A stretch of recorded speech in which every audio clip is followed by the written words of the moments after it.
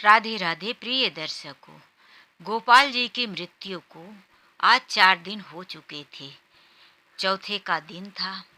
शोक सभा चल रही थी। शोक सभा में गांव से आए हुए कुछ लोग, समाज के और रिश्तेदार सभी शामिल थे। शोक सभा में कम से कम 25-30 लोग बैठे हुए थे। तभी एक व्यक्ति आकर कहता है, गोपाल जी के वारिस कौन है? इतनी बातें सुनकर शोक सभा में सन्नाटा छा जाता है। सब लोग एक दूसरे की तरफ देखने लगते हैं। तभी एक व्यक्ति खड़ा होकर कहता है कि मैं हूँ गोपाल जी का बड़ा बेटा। वह एक सरकारी कर्मचारी था। उस व्यक्ति ने गोपाल जी के बड़े बेटे से कहा, अच्छा तो आप हैं गोपाल जी के बड़े बेटे। गोपाल जी ने 20 साल पहले मुझसे कर्ज लिया था और वही कर्ज वापस लेने के लिए मैं यहाँ पर आया हूँ। उस व्यक्ति की बातें सुनकर गोपाल जी के बड़े बेटे की भौहें तन गई। वह कुछ गुस्से में आकर बोला, अरे आपके पास क्या सबूत है कि पिताजी ने आपसे कर्ज लिया था? वह व्यक्ति कहता है कि मैं एक वकील हूँ। क्या आप मुझे पागल समझते हो कि मैं बिना सबूत के ही आपके पास कर्ज वसूल करने आ गया? मेरे पास यह पेपर है जिसमें गोपाल जी के भी दस्तखत हैं और उनके सारे करारनामे हैं। इसीलिए मैं सबूत के साथ कर्ज वसूल करने आया हूँ। बेटे ने कहा, देखिए हमें नहीं पता कि पिताजी ने आपसे कोई कर्ज लिया है और इतने दिन हो गए पिताजी ने हमसे कोई ऐसी बात नहीं की। फिर हम आपका कर्ज क्यों दें जब हमें कोई जानकारी ही नहीं? वह इतना कहकर बैठ गया। तभी सभा में खुसुर फुसुर होने लगी। वह व्यक्ति अभी भी वहां से नहीं गया था। दूसरा बेटा उठकर खड़ा हुआ और वह कहने लगा, आपकी बातों पर हम कैसे यकीन कर लें? कैसे मान लें कि जो आपके हाथ में पेपर है वह सही है? यदि हमारे पिताजी ने आपसे कर्ज लिया था तो आपको उसी समय पर आना चाहिए जब पिताजी जिंदा थे। पिताजी के मरते ही आप कर्ज लेने आ गए। इसका मतलब आप झूठे हैं, फ्रॉड हैं। आप उनके मरने का इंतजार कर रहे थे। आप उन्हें अच्छी तरह से जानते थे। तभी वह व्यक्ति ने बोला, हाँ मैं गोपाल जी को अच्छी तरह से जानता हूँ, तभी तो कर्ज वसूल करने आया हूँ। बेटे को गुस्सा आ गया।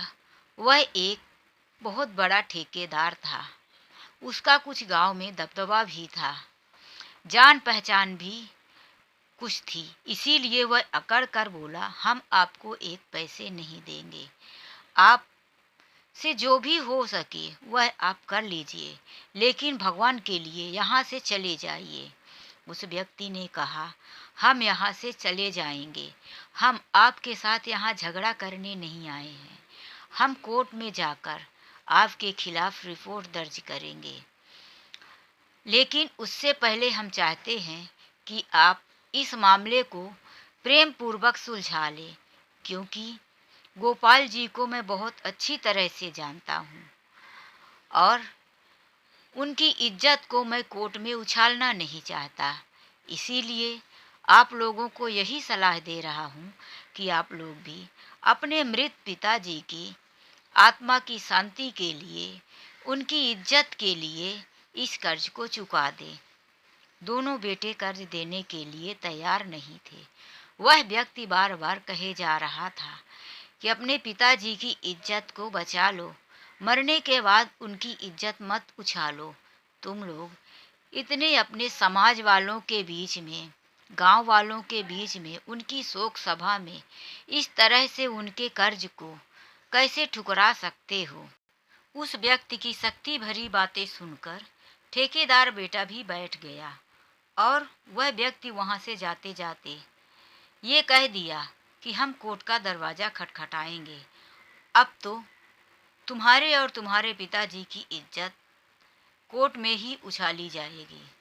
तभी छोटा बेटा रमेश उठकर खड़ा हुआ और बोला, रुक जाइए सर, आप मुझे अपने उस पेपर को दिखाइए जिसमें हमारे पिताजी की साइन है और पिताजी ने करारनामा लिखकर आपको दिया है। यदि आप सही हैं, वह पेपर सही है और मेरे पिताजी ने सच में आपसे कर्ज लिया है, तो मैं आपका कर्ज चुकाने के लिए तैयार हूँ। उस छोटे बेटे की बातें सुनकर वह व्यक्ति खड़ा हो जाता है।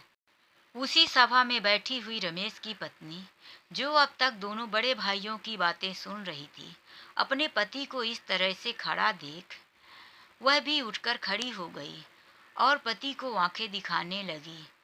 कहती है, अरे आप यह कैसी बातें कर रहे हैं? आप कहाँ से लाएंगे देंगे जो इस तरह से कबूल कर लिए? आपके पास पैसे है भी क्या? रमेश कहता है, हाँ, सब कुछ हो जाएगा। रमेश की पत्नी सभा से अपने पति को कमरे में ले जाती है। वहाँ कहती है, क्यों आप इस तरह से कर्ज देने के लिए तैयार हो गए? देखिए, आपके दोनों बड़े भाई धन दौलत से इतने संपन्न हैं। एक ठेकेदार है तो दूसरा सरकारी नौकरी वाला। आप तो रोज की मजदूरी रोज ढूंढकर करते हैं। हमारी तो बड़ी मुश्किलों से ज़रूरतें ही पूरी होती है, फिर आप पैसे कहाँ से लाकर देंगे? रमेश कहता है, अरे भाग्यवान, तुम चिंता क्यों करती हो? पिताजी ने अपनी ज़मीन हम तीनों बेटों को बराबर बराबर हिस्सों में बांट कर दिया है। जब हम पिताजी की ज़मीन में रह सकते हैं, उनकी ज़मीन में अपना हिस्सा मान रहे हैं, तो उनके कर्ज में क्यों नहीं? हम अपने पिताजी का इस तरह से नाम बदनाम नहीं होने देंगे। हम अपने हिस्से की ज़मीन बेच देंगे और उसी से पिताजी का कर्ज चुका देंगे। हमारे जीते जी पिताजी का नाम खराब हो, समाज में हम सर ऊंचा करके ना जिए। क्या तुम यही चाहती हो? रमेश की पत्नी ने कहा, अरे मैंने ऐसा कब कहा? लेकिन देखो, तुम्हारे बड़े भाइयों ने तो साफ साफ इनकार कर दिया। क्या समाज का डर उन्हें नहीं है? क्या वो समाज के सामने सर ऊंचा करके नहीं जीना चाहते? रमेश ने फिर अपनी पत्नी को समझाते हुए कहा, देखो, आज तक तुमने मेरे सारे सुख और दुख में साथ दिया है, फिर आज तुम मुझे इस तरह से क्यों कह रही हो कि मैं अपनी हिम्मत हार जाऊं? तुम तो मेरी ताकत हो। मैं एक सच्चा मर्द हूँ। मैं अपनी मेहनत की कमाई से अपना घर चला सकता हूँ। मुझ पर भरोसा करो, मैं तुम्हें भूखा तो नहीं रखूँगा, तुम्हारी ज़रूरतों को पूरा करूँगा। तुम यह ज़मीन मुझे बेचने दो और तुम भी मेरा साथ दो। चलो मेरे साथ। तुम एक सच्चे मर्द की पत्नी हो, तुम मुझे नामर्द बनाने में क्यों तुली हुई हो? जब इतनी बातें अपने पति की सुनी तो रमेश की पत्नी में भी हिम्मत आई। उसने भी कहा, हाँ जी, मुझे तुम्हारे बाजुओं पर भरोसा है। तुम हमें भूखे नहीं मरने दोगे। चलो, जाओ अपने फर्ज को पूरा करो। रमेश फिर से सभा में वापस आ गया। तभी उस व्यक्ति ने कहा, क्या हुआ महाशय जी?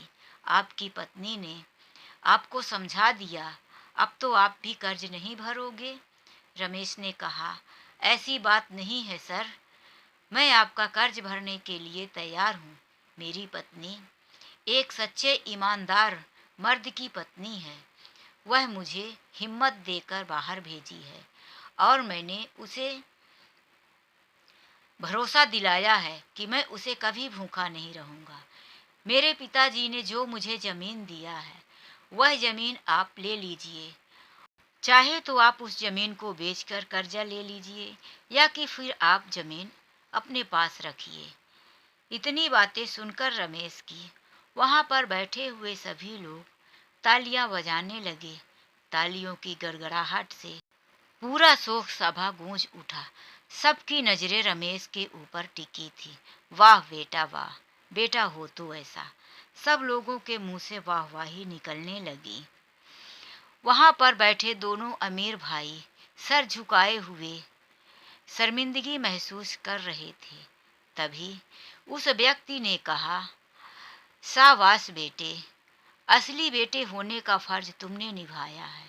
दरअसल बात ये है कि 20 साल पहले तुम्हारे पिताजी और मैं बहुत अच्छे मित्र हुआ करते थे। हम दोनों ने मिलकर 20,000 में एक शेयर खरीदा था और हम दोनों के बीच में एक करारनामा हुआ था कि हम दोनों के बीच में यदि कोई मर जाता है तो मरे हुए के बेटे या उसके परिजनों को इस शेयर को बेचकर आधा कीमत दे दिया जाएगा। जो व्यक्ति जिंदा रहेगा वही इस फॉर्मेलिटी को पूरा करेगा। तो तुम्हारे पिताजी इस दुनिया में नहीं हैं और वह शेयर खरीदने वाला मैं हूँ जो तुम्हारे पिताजी के साथ खरीदा था। वादे के हिसाब से मुझे ये करारनामा पूरा करना है। मैंने उस शेयर को बेच दिया है। उसमें से मुझे 40 लाख मिला है। 20 लाख तुम्हारे पिताजी के और 20 लाख मेरे। तुम्हारे पिताजी ने एक करारनामा ये भी लिखा था कि उस शेयर को मैं जिंदा रहने वाला व्यक्ति अपने हिसाब से लायक व्यक्ति को दे सकता है, चाहे वह उसका बेटा हो या उसके परिवार वाले हों। तो बेटा, इस शेयर के असली हकदार तुम ही हो। आज ये 20 लाख रुपए तुम्हारे पिता के मैं तुम्हें देने की घोषणा करता हूँ।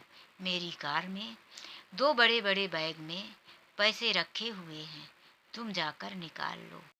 वहीं पर बैठी हुई रमेश की पत्नी के आंखों में आंसू आ गए। वह ऊपर देखकर दोनों हाथ जोड़कर कहने लगी, वाह रे ईश्वर, तेरी लीला भी अपरंपार है। तू उसी को रुलाता है जिसके साथ होता है। मेरे पति की ईमानदारी और मेहनत का फल इस तरह से मिलेगा, हे भगवान, मुझे भी नहीं मालूम था। वहां पर बैठे हुए लोगों ने फिर से एक बार रमेश के लिए तालियां बजाई और फिर गोपाल जी को स्मरण करते हुए कहने, भगवान गोपाल जी की आत्मा को शांति दे। क्या फैसला करके गए थे। फिर से सब लोगों ने उनकी आत्मा की शांति के लिए मौन धारण कर लिए। तो दोस्तों, यह वीडियो को लास्ट तक देखने के लिए आप सभी का दिल से धन्यवाद। वीडियो कैसी लगी लाइक और कमेंट करके ज़रूर बताएं। यदि चैनल में पहली बार आए हैं, मेरी वीडियो पहली बार देख रहे हैं, तो प्लीज़ चैनल को सब्सक्राइब कर लीजिए।